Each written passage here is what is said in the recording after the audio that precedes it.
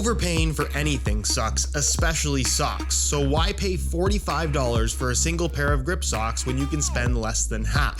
Pure Grip Socks Pro feature our best materials for optimal fit, moisture wicking, and performance at a fair price, just $16.99 a pair at puregripsocks.com.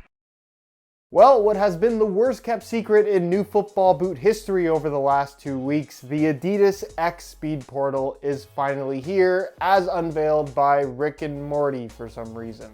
With that in mind, Nike just launched their new speed boot offering for 2022, with the key new piece of technology being Air Zoom. That of course begs the question, what have Adidas done with the new SpeedPortal? Well, I'm going to do my best to break down all the new tech of the SpeedPortal and share some initial impressions, and hopefully by the time I'm done recording this video, my pair will have actually shown up and I'll be able to test them out for myself with of course my review on the SpeedPortal Plus, SpeedPortal.1, and the takedown models to follow in the coming days. So if you guys are interested in my reviews of these new Adidas speed boots and don't want to miss out, make sure you hit that subscribe button along with the little bell notification so you get notified when those reviews go live. With the first change being the price, at least to some models. So let's break down the line. You have the top end, or at least most expensive SpeedPortal Plus, your laceless option, retailing for $280, which is a $5 increase from the SpeedFlow Plus that it replaces. If you prefer a pair of football boots with a lacing system, you have the option of the X SpeedPortal.1, which retails for the same $250 as its predecessor. Just below that, you have the first takedown model, SpeedPortal.2, which when compared to the SpeedFlow.2 that it replaces, that boot retailed for $130.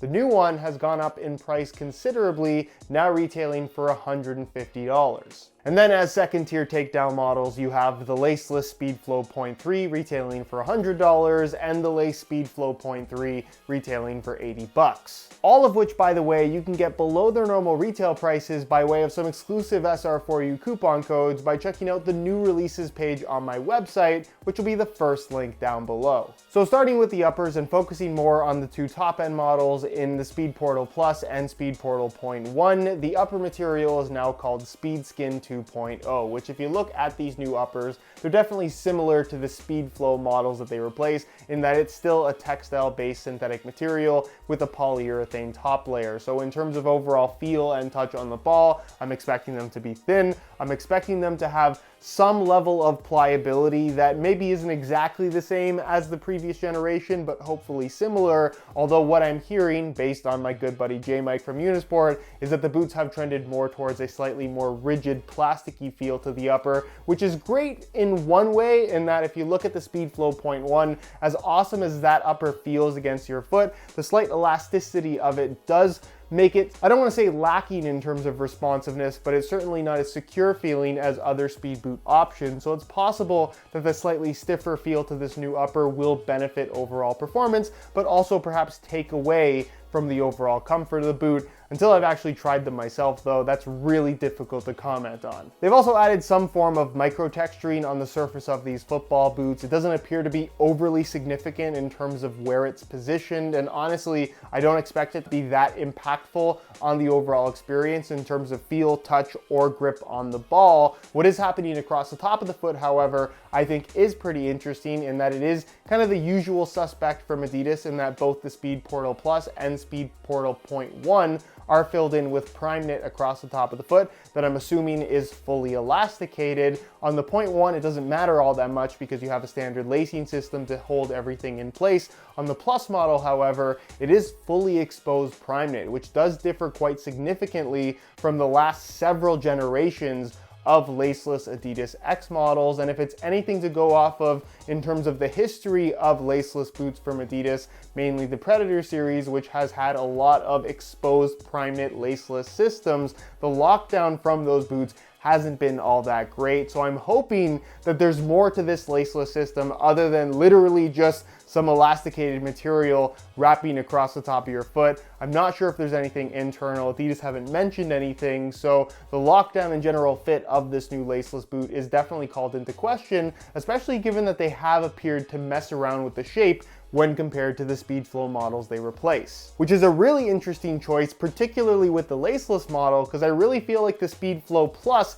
is the best laceless football boot ever made from a fit and comfort perspective. So for them to seemingly increase the volume in the forefoot and toe box area on this new SpeedPortal model might be a little bit of a risky game that at the end of the day, unlikely to benefit the overall fit of the final product. As a general rule of thumb, if a football boot isn't particularly wide already, it's typically not a good idea to make it wider or increase the volume. The latest Predator being a great example of doing just that and having it not really work out. And then one final comment on the upper, and something that I'm actually pretty happy about, is they've eliminated that unnecessary flap across the front that you had on both the SpeedFlow Plus and SpeedFlow.1 that just kind of folded over. It was unnecessary. It definitely helped with putting the boots on, but I would definitely prefer if it wasn't there, and they've eliminated that element on the new SpeedPortal. Which brings us to the rear of these boots, where I don't know if it's just me, but every time I look at these boots, it doesn't matter what angle it is, my eyes are immediately drawn to the heel area, and not for good reasons. The top-down view in particular really stands out to me, where if you look at these boots starting from the toe, they have a really sleek, almost slim silhouette, kind of what you would expect from a modern speed boot in 2022, certainly one that retails for $280, but in particular with the laceless model, once you get to the heel, it's borderline chunky. I just think it's a little bit strange from a design standpoint to make the heel visually the widest point on the football boot. And of course, I'm not exactly sure how they fit. I can't really comment on that until I've tried them myself. I can go off of other opinions that I've heard, and apparently it's a little bit bulky towards the heel. I know a lot of people were not big fans of the big heel pillows that we had on the previous generation SpeedFlow, and really the last several generation of X. I personally quite like them. It looks like they've gone away from that design and just kind of filled the entire heel liner with a bunch of padding this time around, which might work out, might not work out. I think it's going to depend a lot on the specific shape of your foot, in particular with the laceless model, but just from a bulk perspective, I don't love this idea for something that is quote unquote a speed boot. And Adidas is not the only brand guilty of this. I actually think that Nike, with the latest generation of Mercurial, especially from the top down, it's kind of clunky towards the heel, particularly with the Vapor. And if you compare that to the previous generation, look how much slimmer that is. Here's a pair of Mizuno Morelia Neo 3 Betas as an example. They're slim at the heel rather than wide open, and I just don't love that brands are headed in this direction. Another observation that I had in regards to the heel area of the new SpeedPortal is all the emphasis on the carbon wings, where if you look pretty closely at them, I don't know if I'm blind, but there doesn't appear to actually be any carbon. Nothing against the design, I think it actually looks pretty cool, but at the same time it also very much seems like form over function, because if we look at the SpeedFrame heel counter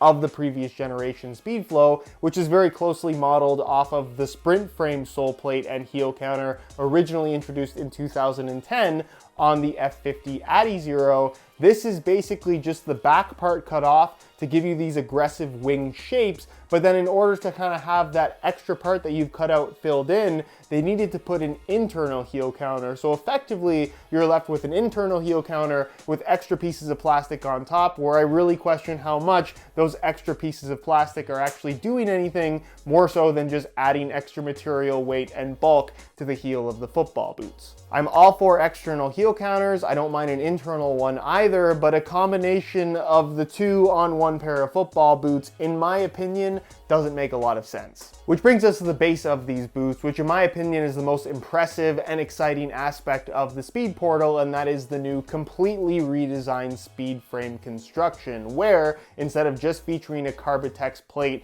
in the forefoot and toe box area, it now, according to Adidas, runs the full length of the football boot, although you can only see it running basically until kind of the start of the heel area, kind of similar actually to the 3/4 length Air Zoom unit now featured in the Mercurial. Is that a coincidence? Probably, but I thought it was a very interesting visual similarity nonetheless. With the Carbitex insert and original SpeedFrame being introduced back when the X Ghosted came out, that in my opinion is one of the single most effective pieces of modern technology in a pair of football boots that the world has ever seen. The energy return and response you got because of that carbon insert is legitimately undeniable. You feel it with every single step. Whether or not it actually makes you perform better or be quicker or use less energy, that remains to be seen, and it's pretty much impossible to test something like that. But from a feel perspective, it legitimately made a difference. And that's something that I'm very excited to feel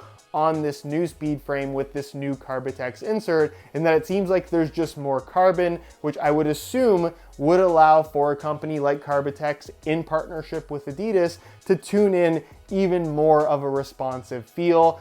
I'm doubtful as to how different it's actually going to feel, but visually, I think it looks quite good. And also, it immediately reminded me of the sole plate found on the Messi 15.1, but obviously with the addition of carbon fiber, which the Messi boot did not have. The FG stud pattern has also been reworked, but also isn't that different from what we had before. The studs all being positioned in more or less the exact same spot, with the addition of an extra support stud in the middle, kind of closer towards the front, which I'm assuming will offer a little bit of additional bite when pushing off. But in general, I don't expect the traction performance to be that different from the SpeedFlow that it replaces. And then finally, the weight, which I obviously can't really guesstimate. It's not until I have the boots on my scale that I'll know exactly if they're heavier or lighter than the model they replace. But just based on the design and the seemingly more complex construction that this football boot seems to have, with more bits and pieces glued to the surface,